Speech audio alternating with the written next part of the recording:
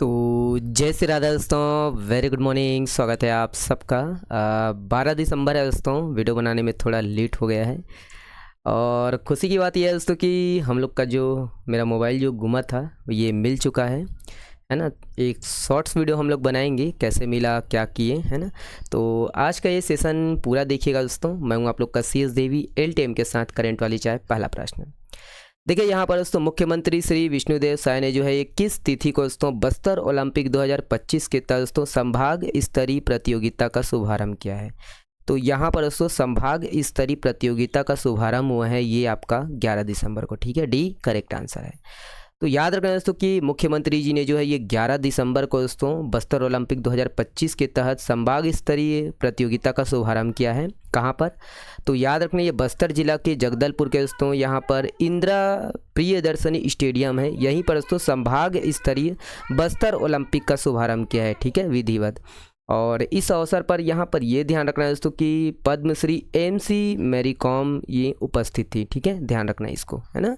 चलिए, और यहाँ पर दोस्तों ये बस्तर ओलंपिक की जो संभाग स्तरीय प्रतियोगिता है, यहाँ पर ये बीजापुर, दंतेवाड़ा, कांकेर, कोंडागांव, नारायणपुर और ये बस्तर जिला के दोस्तों युवा बाट के ये करीब 3500 खिलाड़ी यहाँ पर हिस्सा ले रहे हैं। ओके, और यहाँ पर ये पिछले साल दोस्तों 1,65,000 प्रतिभागियों की तुलना में दोस्तों इस वर्ष जो है बस्तर ओलंपिक में 3,52,000 से अधिक प्रतिभागियों ने दोस्तों यहाँ पर पंजीयन कराया था।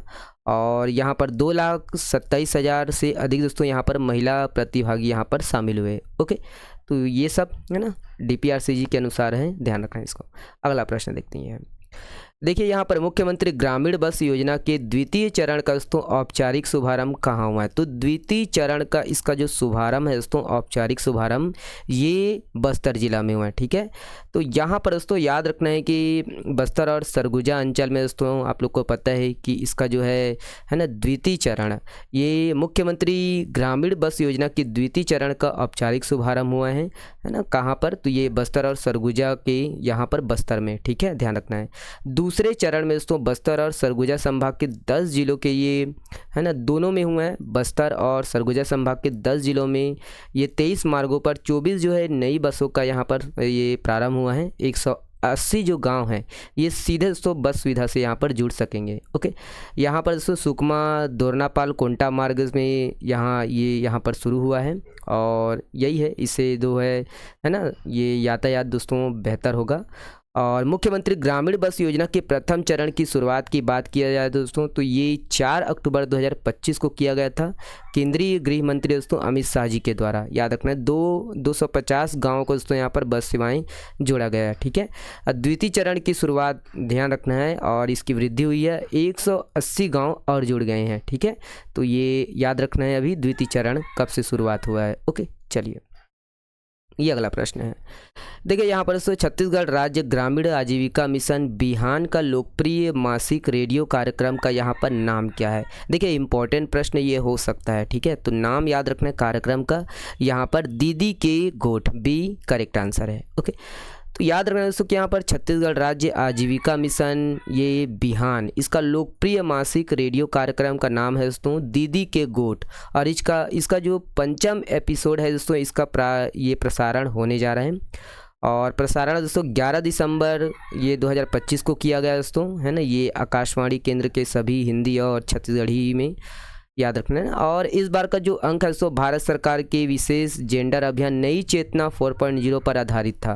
ओके, और ये 25 नवंबर से 23 दिसंबर तक महिलाओं की जो है सुरक्षा, सम्मान और सशक्तिकरण के लिए देश भर में ये संचालित किया जा रहा है। ओके, तो ये कार्यक्रम का नाम याद रखना है दोस्तों दीदी के गोठ। ओके, अगला प्रश्न देखते हैं। देखिए किस वन्यजीव अभ्यारण्य में दोस्तों सिटीजन साइंस बर्ड सर्वे 2026 का दोस्तों आयोजन किया जाएगा? तो इसका आयोजन यहाँ पर किया जाएगा दोस्तों बार नवापारा, एक करेक्ट आंसर है दोस्तों बार नवापारा अभ्यारण्य में। कहाँ पर है? तो बलौदा बाजार में है। तो याद रखना दोस्तों कि ये बार नवापारा अभ्यारण्य में, वन्यजीव अभ्यारण्य में दोस्तों यहाँ पर ये आयोजित किया जाएगा सिटीजन साइंस बर्ड सर्वे 2026 का आयोजन। ओके, और यहाँ पर दोस्तों पक्षियों से संबंधित दोस्तों जो अनुभव है और पक्षियों की देखरेख संबंधी जो डेटा है यहाँ पर इकट्ठा किए जाएंगे दोस्तों और इसका संरक्षण के लिए महत्वपूर्ण कदम उठाए जाएंगे। और 12वां पारा वन्य जीव अभ्यारण्य में दोस्तों वही है, ये 16 से लेकर दोस्तों 18 जनवरी 2026 तक इसका आयोजन किया जाएगा, सिटीजन साइंस बर्ड सर्वे 2026। ओके, कहाँ पर होगा दोस्तों, ये ऐड कीजिएगा। अगला प्रश्न देखते हैं। देखिए ये न्यूज़पेपर के आर्टिकल के आधार पर देखेंगे, दक्षिण बस्तर दंतेवाड़ा का दोस्तों यहाँ पर गीदम दंडकारण्य काल में दोस्तों किस नाम से जाना जाता था। जो दंतेवाड़ा का गीदम है दोस्तों, इसको क्या बोलते थे, तो गिद्धम कहते थे। ठीक है, ये बी करेक्ट आंसर है। तो हम लोग ये आर्टिकल के आधार पर देखेंगे दोस्तों, न्यूज़पेपर के आर्टिकल के आधार पर। तो दक्षिण बस्तर दोस्तों, दक्षिण बस्तर किसको बोलते हैं, दंतेवाड़ा को कहते हैं, और दंतेवाड़ा में गीदम है, और गीदम का दोस्तों दंडकारण्य काल में क्या है, गिद्धम कहलाते थे। और यहाँ का जो राजा था दोस्तों पक्षीराज जटायु थे। अगस्त मुनि से मिलने के बाद दोस्तों भगवान राम जी जो है ये गोदावरी की तरफ बढ़े, और इसी दौरान दोस्तों मुलाकात जटायु से हुई थी।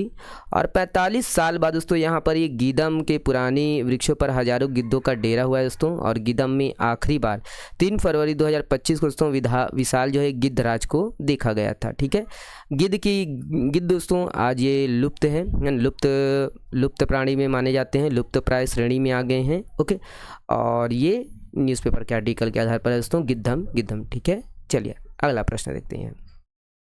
देखिए निम्नलिखित में से किस पहाड़ पर दोस्तों बोनसाई पौधा पाया जाता है। तो बोनसाई पौधा दोस्तों ये बैलाडीला में पाया जाता है। ठीक है, बी करेक्ट आंसर है। तो यही है, याद रखना है, ये बैलाडीला दोस्तों, ये बैलाडीला पहाड़ी पर ये, ठीक है, बैलाडीला की आकृति के कारण ही दोस्तों यहाँ पर बैलाडीला नाम पड़ा है। काफ़ी ऊंचाई से दोस्तों बैल की पीठ के समान ये गुम्बद है, डील जैसा दिखता है, इसीलिए इसका नाम क्या पड़ा है, बैलाडीला पड़ा है। और लव एस्क से भरे इस पहाड़ में दोस्तों 14 डिपॉजिट को खनन के योग्य पाया गया दोस्तों। और बैलाडीला में दोस्तों बोनसाई जो है पौधा पाया जाता है। ठीक है, ध्यान रखना है इसको। अगला प्रश्न देखते हैं। देखिए निम्नलिखित में से दोस्तों कौन सा जो क्षेत्र है ये प्राचीन समय में दंडक वन क्षेत्र में आता था। तो दंडक वन क्षेत्र में आता था दोस्तों, ये बी करेक्ट आंसर है, कांकेर। ठीक है, ये भी हम लोग आर्टिकल के आधार पर देखेंगे। तो याद रखना दोस्तों कि यहाँ पर जो है प्राचीन समय में जो कांकेर है, कांकेर जिला का जो दंडक वन क्षेत्र है ये दंडक क्षेत्र में आता था, कांकेर जिला। यहाँ भगवान राम के पहुँचने की अनेक कहानियाँ प्रचलित है दोस्तों। यहाँ भगवान राम जी जो है ये कंक ऋषि से मिले थे। कंक ऋषि की दोस्तों यहाँ पर तपोभूमि रही है कांकेर का जो क्षेत्र है।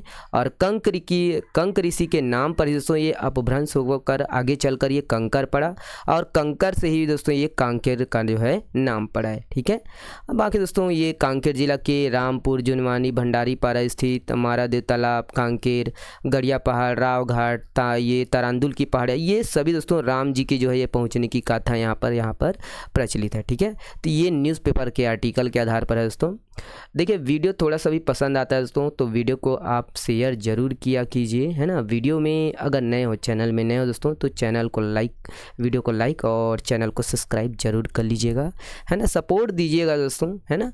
अगला ये इसको देख लीजिएगा आप लोग। ठीक है, चलिए बाकी ये वाला प्रश्न आप लोगों के लिए दोस्तों, किसे जो है हस्तशिल्प पुरस्कार 2025 सम्मान से सम्मानित किया जाएगा। तो इसके बारे में आप सबसे रिक्वेस्ट है, सब जो है जवाब देने की कोशिश ज़रूर कीजिएगा। चलिए बहुत बहुत धन्यवाद, शुक्रिया, स्वस्थ रहिए, मस्त रहिए और हाँ पढ़ते रहिए।